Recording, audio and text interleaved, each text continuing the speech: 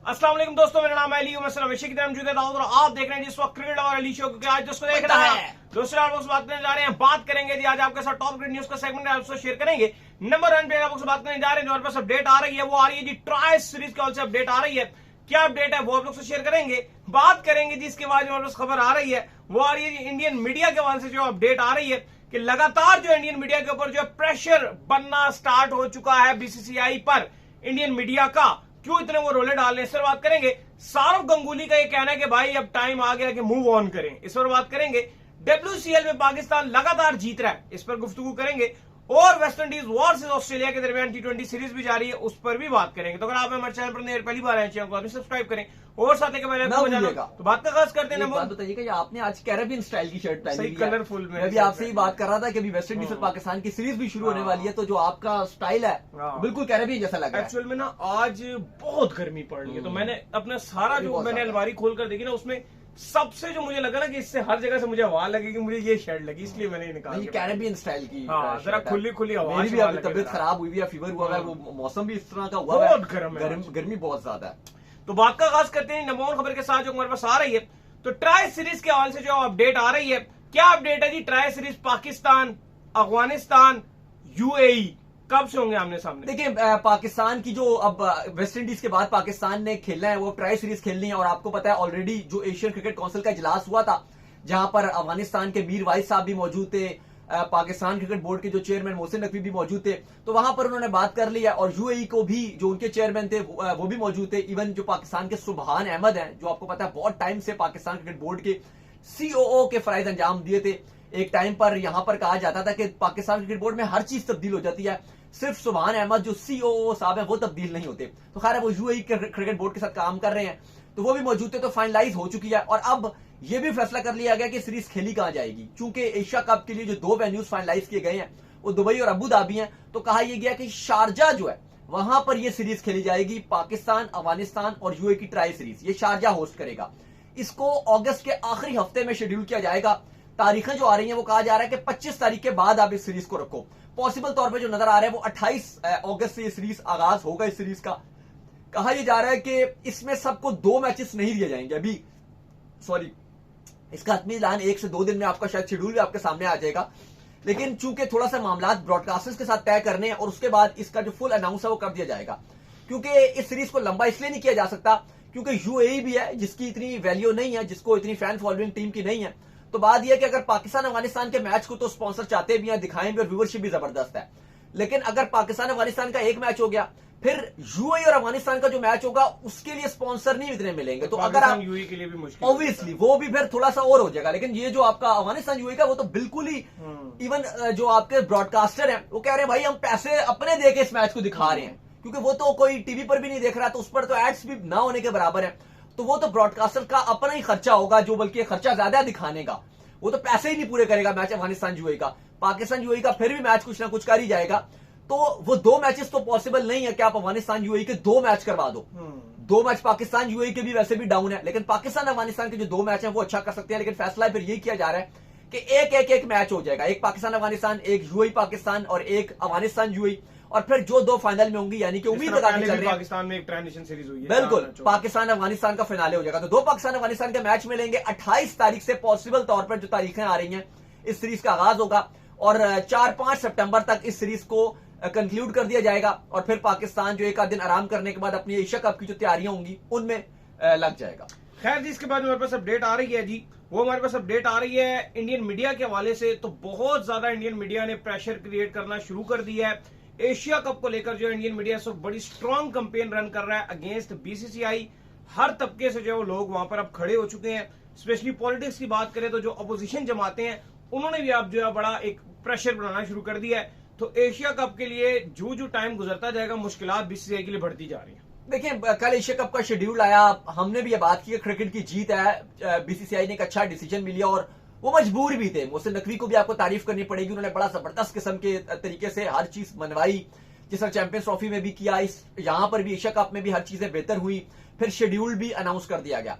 लेकिन कल से ऐसा लग रहा है कि मामला खत्म होने के बजाय हर घंटों में मजीद बढ़ा है। पहले तो चलो उनकी स्पोर्ट्स कम्युनिटी है, जो स्पोर्ट्स जर्नलिस्ट हैं वो भी लगे हुए थे। अब जो फुल जो उनके न्यूज चैनल्स हैं, पॉलिटिकली जो जर्नलिस्ट हैं, वो लगातार जो उनके प्राइम टाइम के शोज हैं 8 से 9, 9 से 10 घंटे जो बजे वाले शो होते हैं प्राइम शो, वहां पे न सिर्फ लगातार बीसीसीआई और अब तो हुकूमत को भी रगड़ना शुरू हो गए हैं कि आपने पाकिस्तान से खेलने की इजाजत दी कैसे। अब अपोजिशन पार्टीज जो कांग्रेस है या बाकी जो पार्टीज हैं उनके भी वो लोग आ रहे हैं और वो भी ये भी बात करें, देखो जी एक तरफ तो ये बात करते हैं कि पाकिस्तान से नहीं खेलना, पाकिस्तान से ताल्लुक नहीं रखना, ऑपरेशन संदूर की बात करते हैं, और अब यहां पे क्या चीजें चल रही हैं। तो चीजें काफी ज्यादा अगर आप देखो तो कॉम्प्लिकेटेड नजर आ रही हैं। और अब इस बात के भी अंदिया है, अभी तो हम बात कर रहे हैं कि एशिया कप बड़ा आसानी से हो सकता है। सबसे बड़ी जो बुरी बात है इसमें, मैं और अली ये बात कर रहे थे कि जो फैंस हैं, सोशल मीडिया वो भी इस नैरेटिव के साथ खड़ा है। ये चीज एशिया कप के लिए हर्ट हो सकती है क्योंकि सोशल मीडिया एक तरफ से जब नैरेटिव बना देता है तो फिर वो आपको मानना पड़ता है।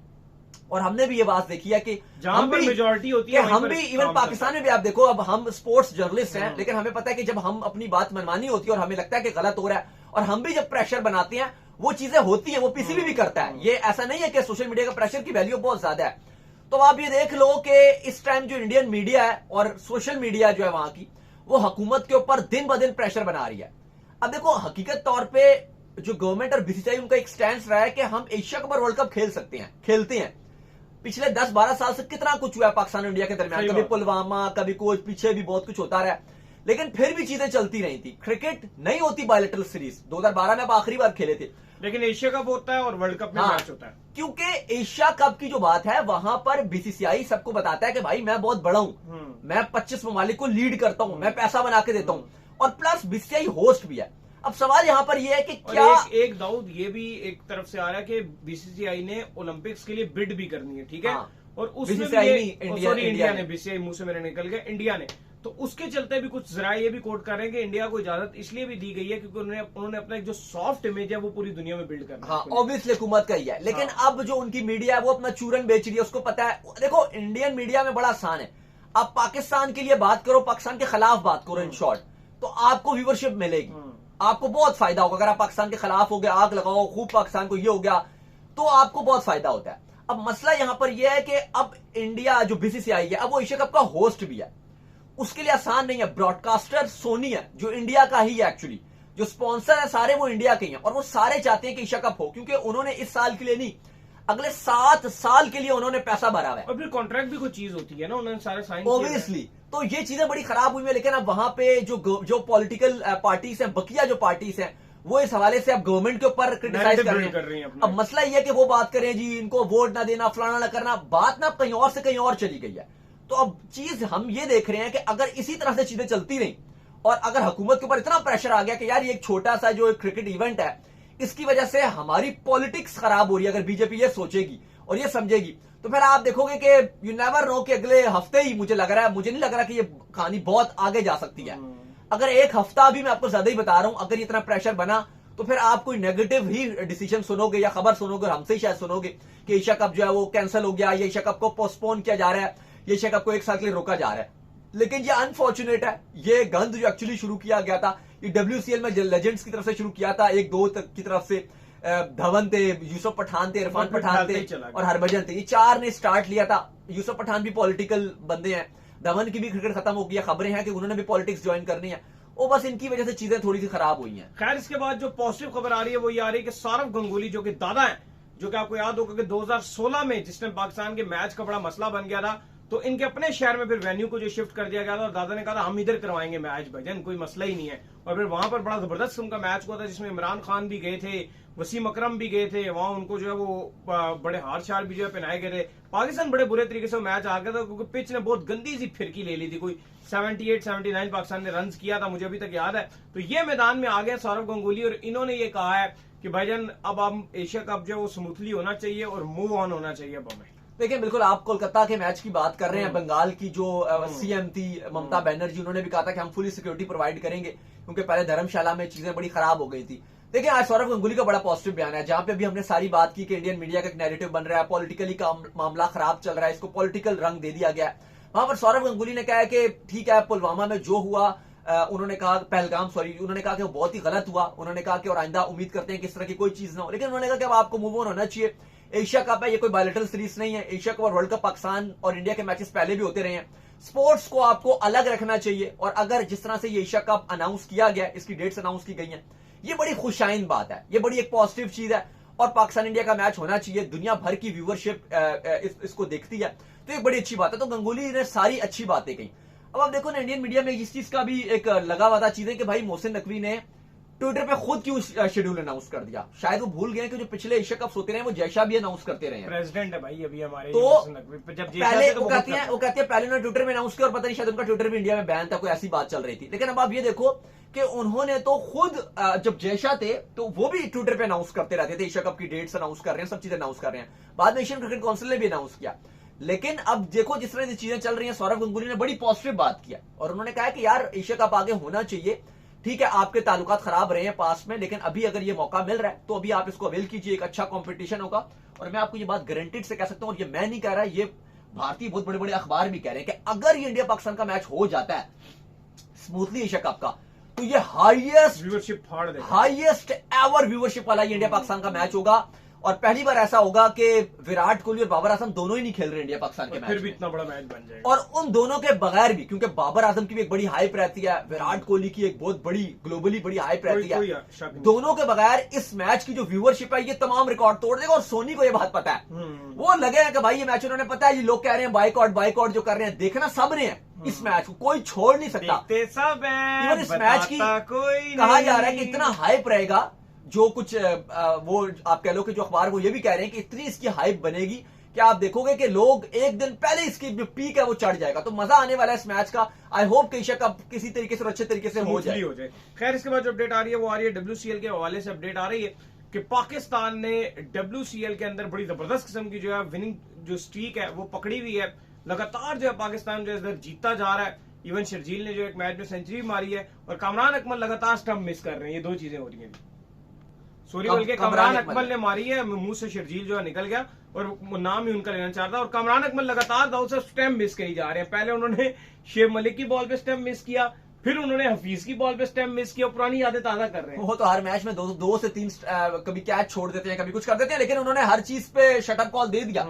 जैसे ही उनके ऊपर क्रिटिसाइज बहुत ज्यादा हो रहा था कि भाई टीवी पर बैठ के ये बातें कर रहे होते हैं, बाबर रिजवान को डिक्टेट कर रहे होते हैं, फलाना कर रहे होते हैं, भाई उन्होंने ऐसी सेंचुरी मारी है, छक्के और चौकों की बारिश कर दी वेस्ट इंडीज के अगेंस्ट और पाकिस्तान को बड़ी जबरदस्त किस्म की जीत दिलाई है।